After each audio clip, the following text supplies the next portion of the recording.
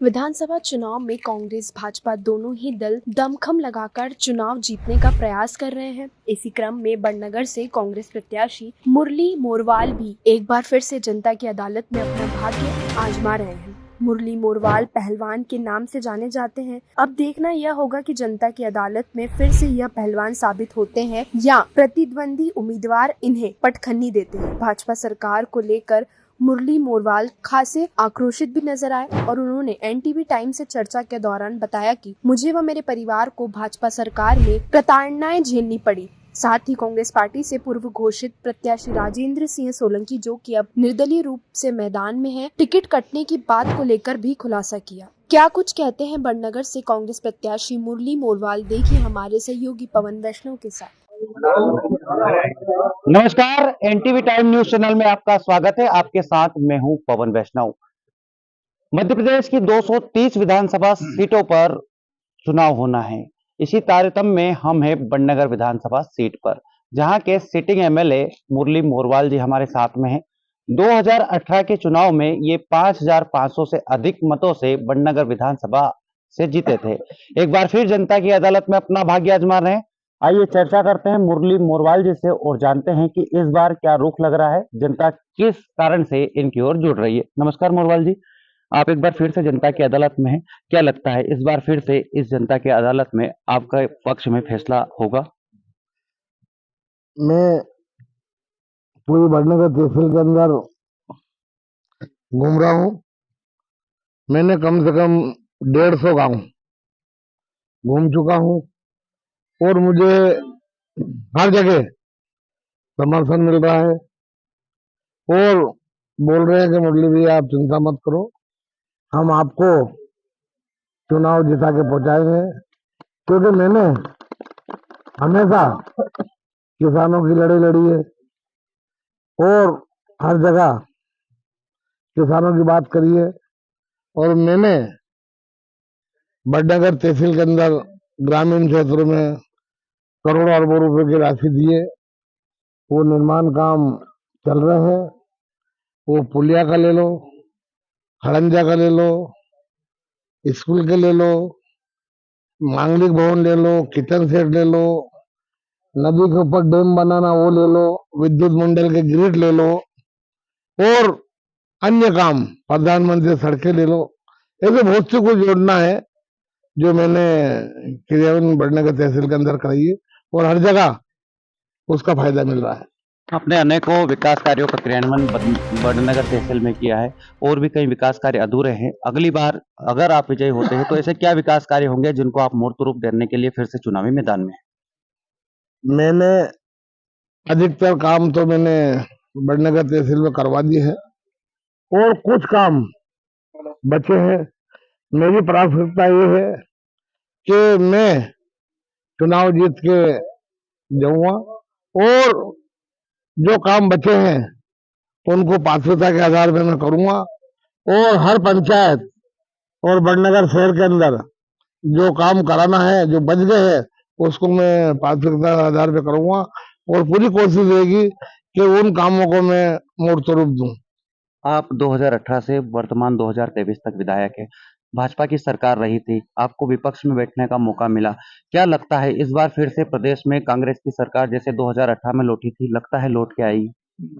मध्य प्रदेश में कांग्रेस की सरकार 140-150 सीटें जीत रही है।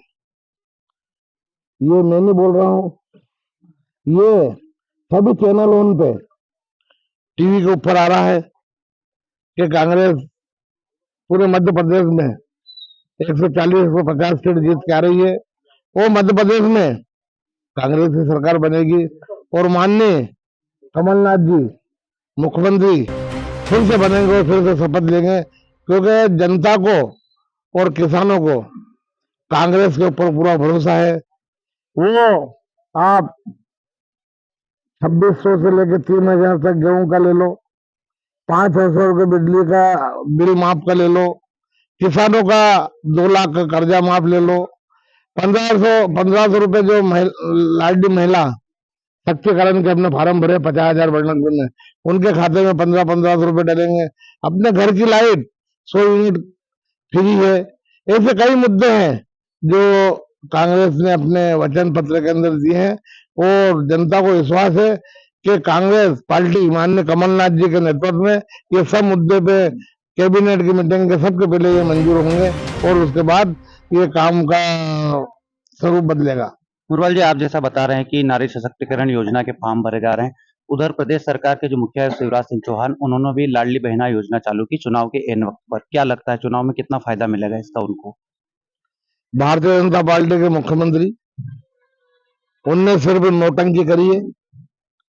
पूरे मध्य प्रदेश में जो लाडली लक्ष्मी योजना चले उनने किसी महिलाओं के खाते में पैसे नहीं डाल रहे हैं, बेवकूफ बना रहे हैं, महिलाओं को बेवकूफ बना रहे हैं क्योंकि चुनाव आ गए हैं, जनता ने उनको नकार दिया है और चुनाव के अंदर ये साबित हो गया है कि भारतीय जनता पार्टी की विजयी निश्चित है और बहुत जल्दी विजयी उनकी 17 तारीख बाद हो जाएगी। मुरवाल जी, जैसे ही प्रदेश में चुनाव हो रहे हैं, दोनों ही दलों के प्रतिद्वंदियों में ऐसा देखा जा रहा है कि कुछ प्रत्याशी ऐसे जो पार्टी से नाराज नजर आते हैं, निर्दलीय प्रत्याशी के रूप में अपनी भूमिका का निर्वहन कर रहे हैं। यहाँ बड़नगर में भी कुछ ऐसा ही हो रहा है, जिनका पहले टिकट मिला था, फिर आपने अपनी जीत के कारण अपना टिकट आया, जनता का समर्थन आपको था, टिकट मिला।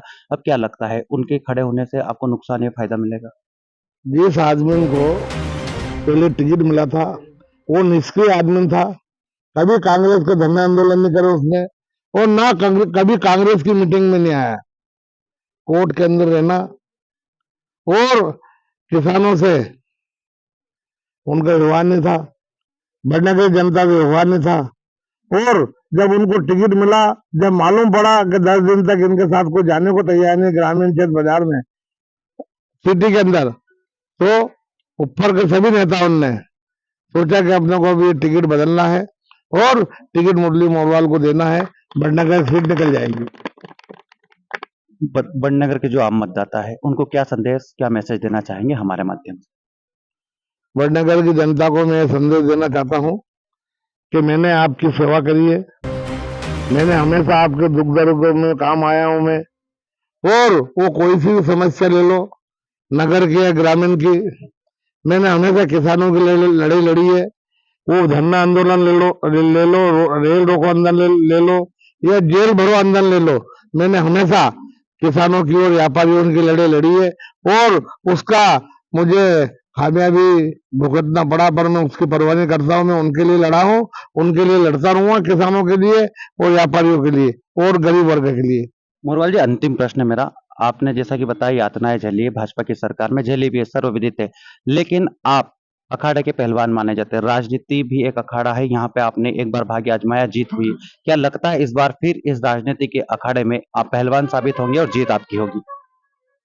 मुझे पूरा बड़नगर की जनता पे और किसानों पे भरोसा है कि मैंने जितना इनका ग्रामीण क्षेत्र और शहर का विकास करा है, मुझे पूरा भरोसा है कि ये मुझे फिर से जिता के हाथ के पंजे पे बटन दबा के मुझे फिर से भोपाल पहुंचाएंगे, ये मुझे पूरी उम्मीद है और मैं चुनाव जीत के जाऊंगा। ये थे बड़नगर के सिटिंग एमएलए मुरली मोरवाल जी। प्रेम से इन्हें पहलवान कहा जाता है। इन्हें फिर से आशा और उम्मीद है कि बड़नगर की जनता राजनीति के इस अखाड़े में फिर से इन्हें विजय बनाएगी और ये फिर से बड़नगर के पहलवान घोषित होंगे। कैमरा पर्सन बंटी सिंह चौहान के साथ पवन वैष्णव।